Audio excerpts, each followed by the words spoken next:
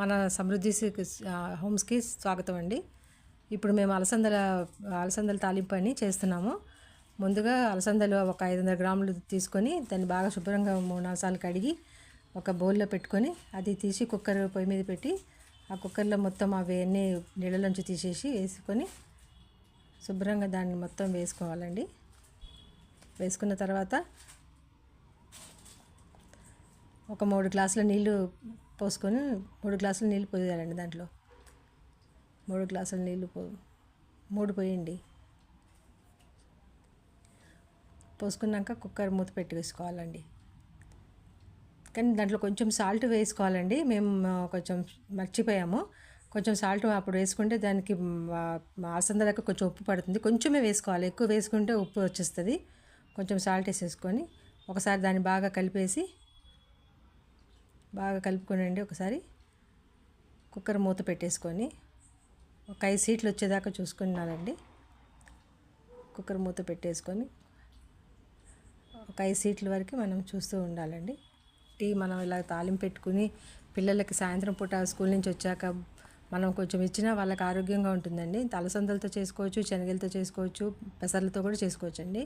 ఇలా ఉడకపెట్టిన ఇప్పుడు ఆ సాయంత్రం పూట కొంచెం తింటే కూడా మనకి చాలా హెల్తీగా ఉంటుంది. అలాగా 5 సీట్లు వచ్చేసరికి చూసి 5 సీట్లు వచ్చాక దింపేసుకోవాలండి. కుక్కర్ మూత తీసుకొని వాటిని కొంచెం అంతా వాటర్ అంతా తీసేసి మనం జాలి దాంట్లో వేసుకొని వాటర్ అంతా తీసేసుకోవచ్చండి. వాటర్ అంతా వడపోసినాక వాటర్ అంతా తీసేసుకొని మళ్ళీ అప్పుడు మనం ఒక కడాయి పెట్టేసుకొని కడాయి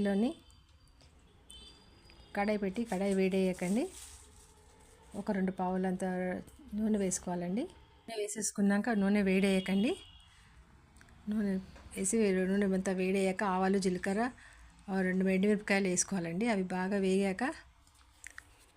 వేగాక కొంచెం కల్లెమాకు, కొంచెం పచ్చిమిర్చి, కొన్ని ఉల్లిపాయలు వేసేసాక అలాగే వెల్లుల్లిపాయలు కూడా కొంచెం చిన్నగా కట్ చేసి బాగా వేసి బాగా ఫ్రై చేయాలండి.